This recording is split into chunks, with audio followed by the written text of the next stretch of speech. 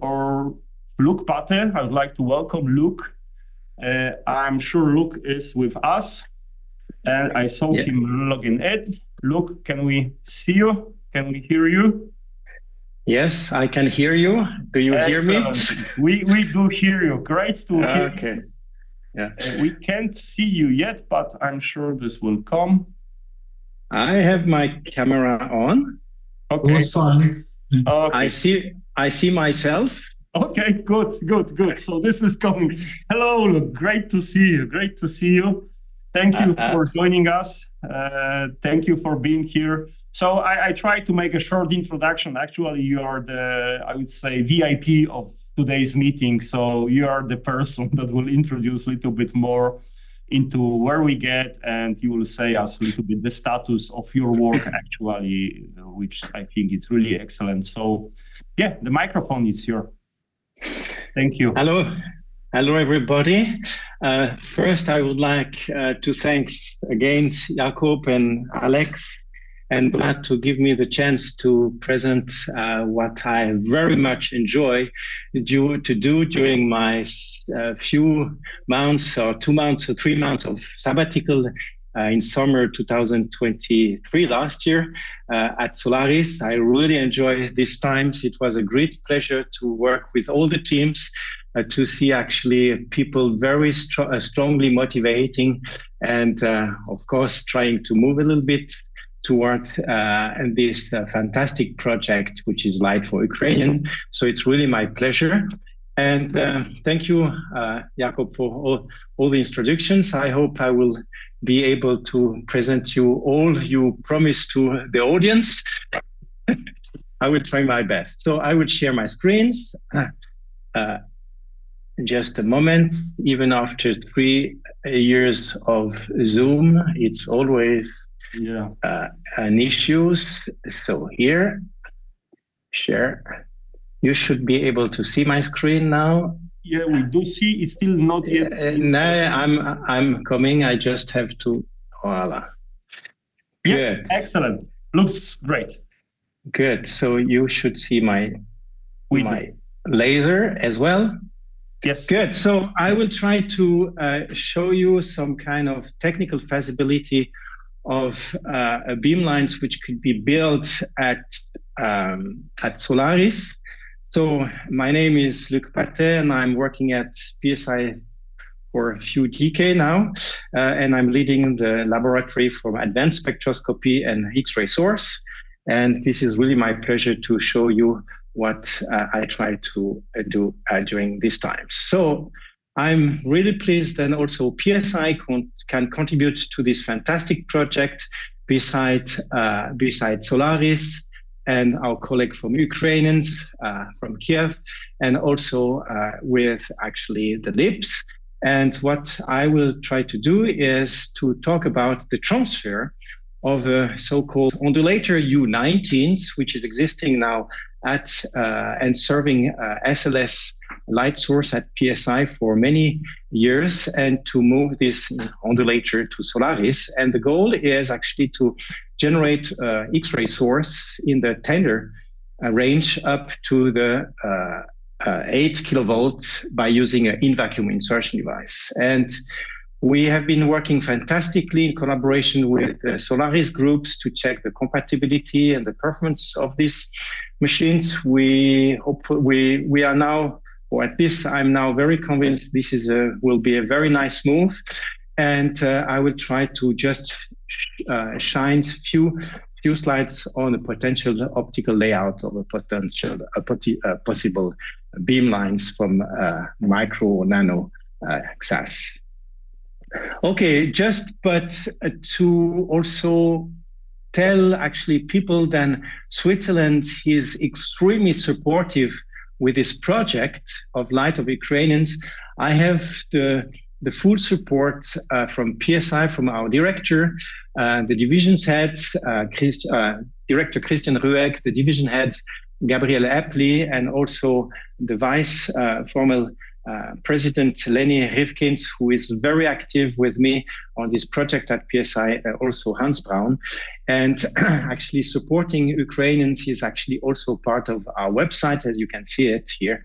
And not only PSI, but we had recently a very excellent good news. We get granted for $500,000 last December from the Swiss Secretary of Education and Research and Innovation, the SERI, to finance 3 years positions for postdoc, and also to invest some money for this project. So you see then this is not just my initiative, this is not just PSI initiative, this is not, we are fully support. Also, we have a strong support by the Swiss authorities, and with our colleagues from Ukrainians, we have been submitted also a project at the Swiss National Foundations. And from my side, I'm still waiting for the output of this project. And last but not least, there is many different initiatives and discussions at the ETH domains to support this project. So everything's actually from my side start from then we will actually build upgrade the SLS to SLS2, and by saying so, we want to increase the brilliance of these machines. But by doing that, actually, we have a lot of insertion device which becomes available for this project, and the idea was why not to move one of those insertion devices to Solaris. We have now started this actually very very challenging journey by actually entering the dark periods, where we have to rebuild this year the rings and be in user operation in 2025. So we have also internal very high constraint in terms of beam of times. But the dark times from SLS, as you can see, has started in October. You see the rings, and now few days or two weeks later, the ring is completely empty. This is pretty impressive by the people from done here at PSI. And what is important is, as I said, we have a zoo of modulator which becomes available, and I will focus on this one, the U19s. We have actually, which can be actually suitable for these beamlines, but we have a bunch of other insertion device, and we have 3 other units of U90, which is, I would say, just for sale. If somebody wants to look, please look to eBay, and maybe you can find something to buy like this. Basically, this U19 has been removed from the tunnels in October 25. Here you see it the day before, it's still in the tunnels. It's already flying in 25 over the tunnels, and now since 2020, the 26th of October, is actually in the storage place, waiting for his future life at Solaris. So what we want to do, as already mentioned by Jakob, we would like to the beamlines, which will be on the sector 2. And this sector 2 has a very interesting feature. Then actually it can build, we have rooms for about 33 to 34 meter beamlines, which will be located in the new experimental hall, which is actually a perfect location for this kind of nano or micro XAS beamlines. And the goal, first you have to see if the piano fits the rooms. So with the help of the engineer from Solaris, we pick up the CAD drawings of these machines. By knowing the beam height is different at Solaris than at SLS. We have at SLS a beamline of 1,400. We have a space which is actually given between the valves, upstream and downstreams. And with the help of this, the teams of Solaris, at least we already virtually managed to put this device in the sector 2. So it's not yet, it's still science fiction, but I think it's going in the correct way. And we fit, these machines fit the rings. So I think we have very good, we can be very confident that these machines will be installed at Solaris. Now the next step is to see what these machines can actually provide by knowing that this modulator has to work on a 1.5 GeV, and it's different rings, and it's an in-vacuum insertion device, which is completely, I will say, unusual to build that kind of insertion device at a low energy machine. So we tried to do our homework, and we had the first curve giving flux in terms of, yes, function of intensity, in functions of energy, photon energy. And it was actually extremely promising, where we can derive fairly decent flux up to 10,000, let's say, 10,000 kiloelectron, 10,000 eV. So we continue the journey of implementing, looking the technical feasibility. By looking also, as Jakob mentions, that will actually cover a very interesting science, which is actually halfway between two domains, which is done by Swissfel, SLS here in the soft X-ray and hard X-ray. This is actually a portfolio of science we have at Swiss, at SLS too. So I think these machines will actually nicely serve also the chemistry imagings, and having also some spectroscopy. I think it's a very good move to actually will be unique feature from Solaris. Now we had actually working a little bit more in details on what the technical situation will be. And we have been facing to reality in the sense that you see here the K scans, so the energy scans you can provide with these machines, moving from the first to the 15th harmonics. And you see, as function of the minimum gap you can achieve, you will be in principle nicely move up to the lines here from one harmonic to another. However, we have to face to reality. These low energy machines has a minimum gap currently at 7 millimeter. So that means all this part will be difficult to achieve. So we will just be stick to these dark blue lines. And as you can see, we have actually by this, you have actually energy gap here between the first and the third harmonics, between the fifth and the seventh harmonic, between the third and the fifth harmonics. And also you have weak intensity to higher energy. And this could be actually a big problems for X-ray absorption spectroscopy, which are interesting to important K edge and L edge of elements.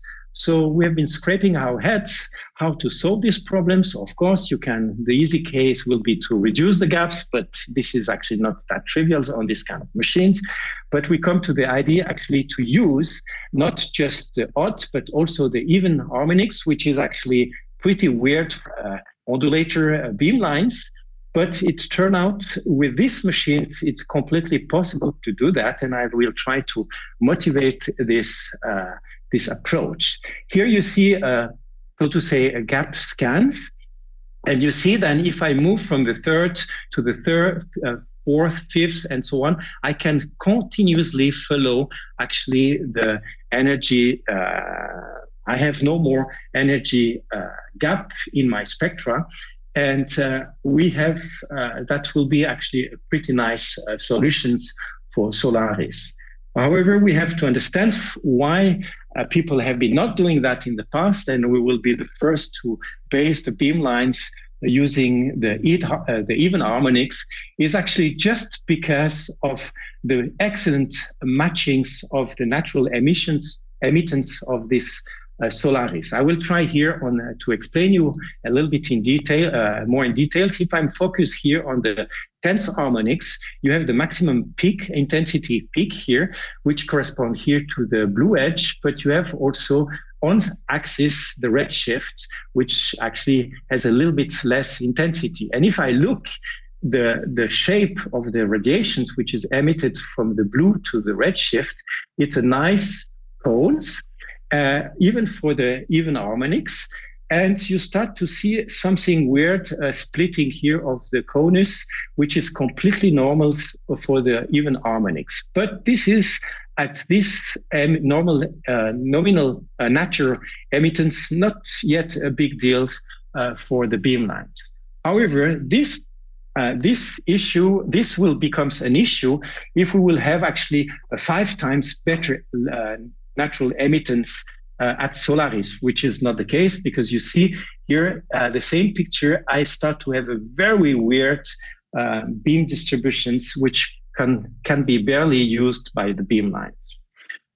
And if I go in the other directions, let's say at emittance, I have here somebody who asked to come, but sorry.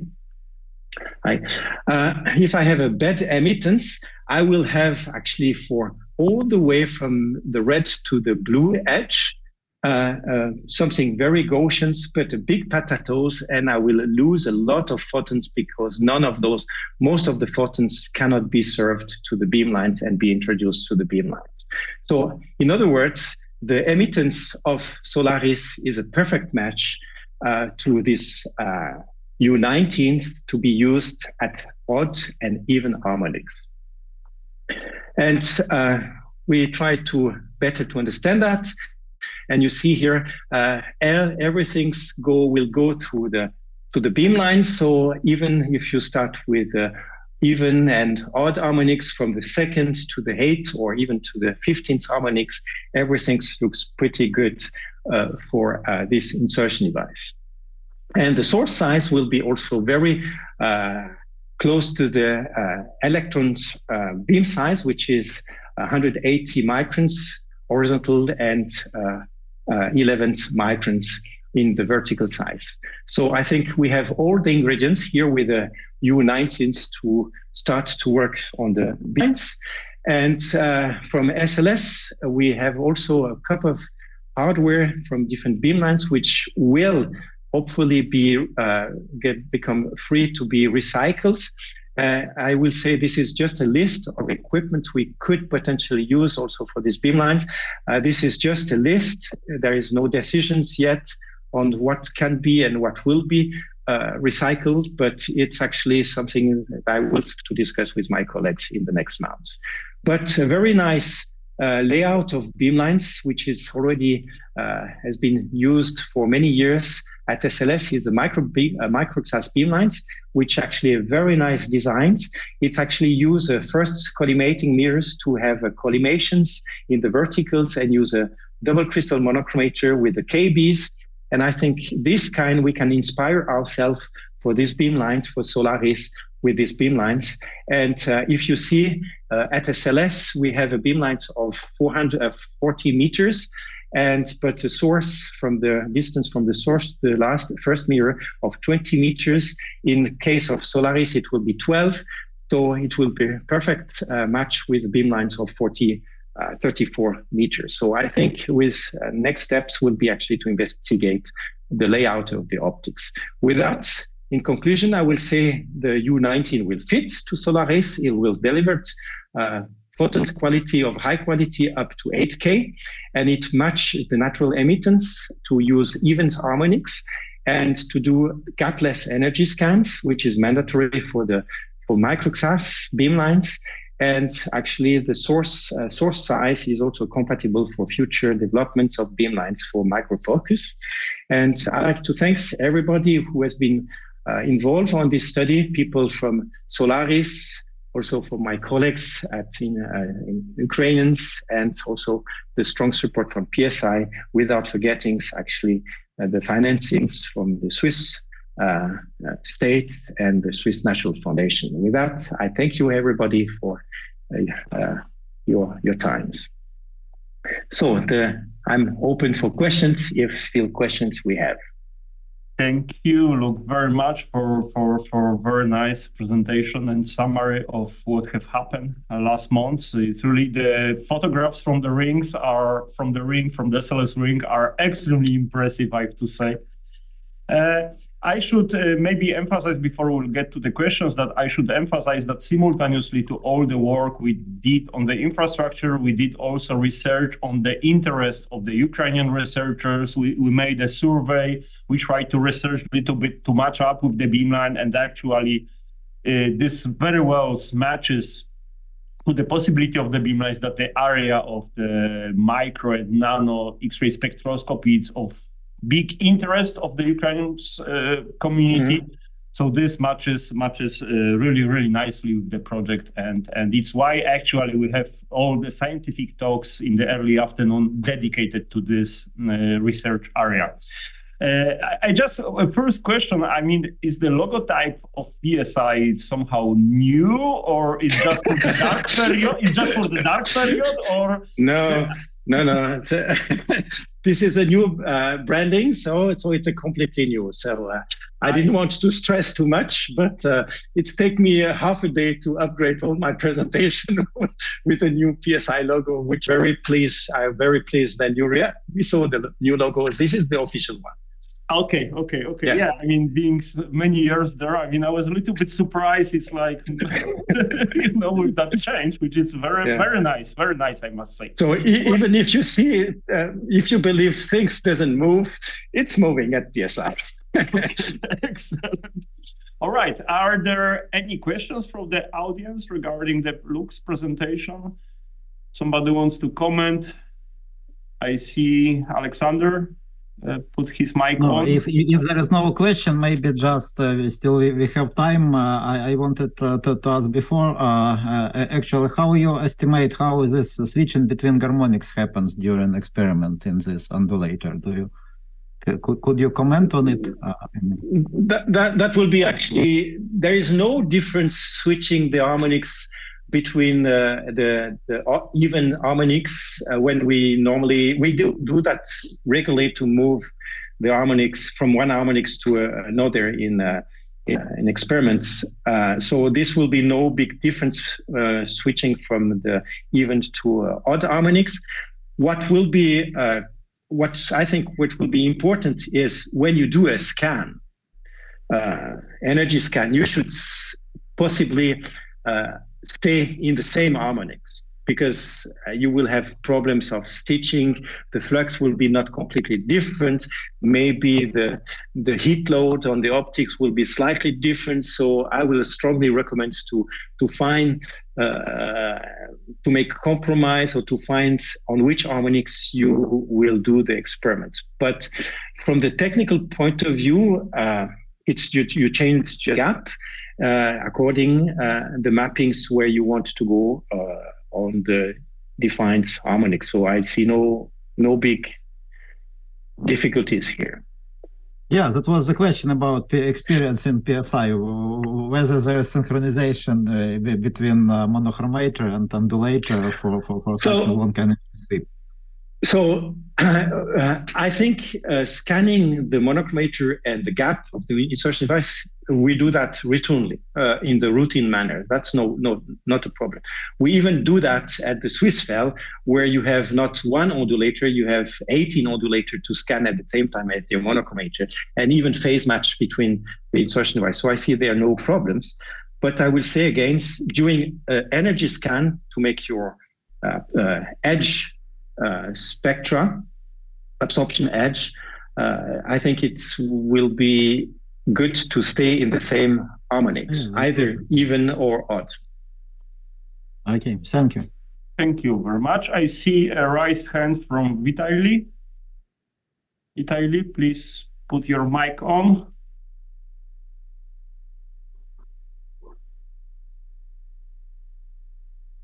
We still. I don't hear anything, but hear me also. Okay. It's a hand, but Vitaly Mikhailik, yeah, Vitaly Mikhailik. Can you put your mic on if you want to ask a question? Maybe has some technical problems. If something can be asked later on. Okay, I mean, we are extremely perfect on time. I would like to thank, first of all, again, Professor Britta Redlich, chair of LIPS, to introduce us to the LIPS world. Thank you to Luc, thank you to you, Alexander. And yeah, we start at 11. We'll hear 3 presentations from I think, the representative beamlines in this micro and nano spectroscopy world. So really looking forward to the next session. So we have now time for short coffee, and we meet again at 11. Thank you very much. Thank you. Coffee break, guys. Thank you.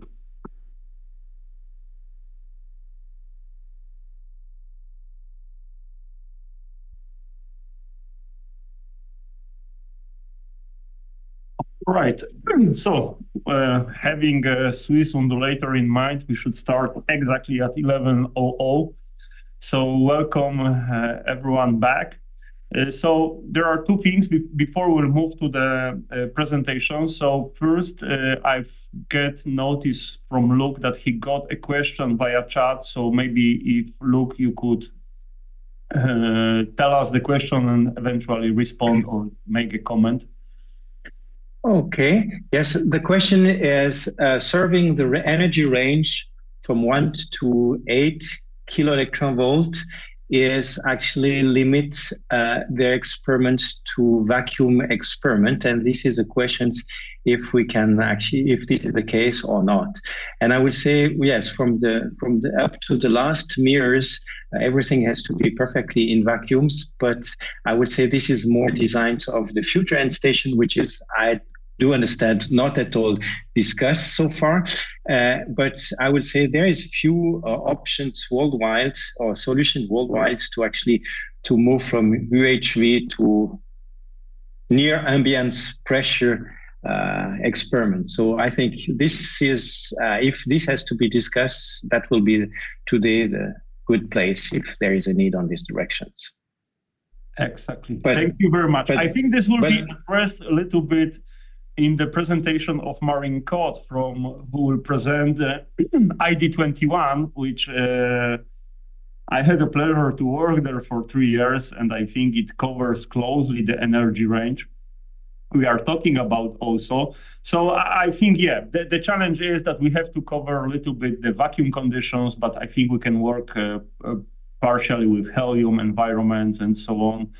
So yeah, we'll see that this can be up to discussed. So before I will start the session, I just wanted to share with you one slide just to show you. So here, what you see is the result of our survey we did with the Ukrainian researchers, just to confirm an interest of or research interest on eventual X-ray research with the synchrotrons. And as you may see, indeed, this nano and microspectroscopy beamline, maybe it wasn't great majority, but it showed its great interest from the Ukrainian community. Therefore, I think the combination of what's possible, what's available, what's offered by SLS and the interest, I think is a great coincidence to do the work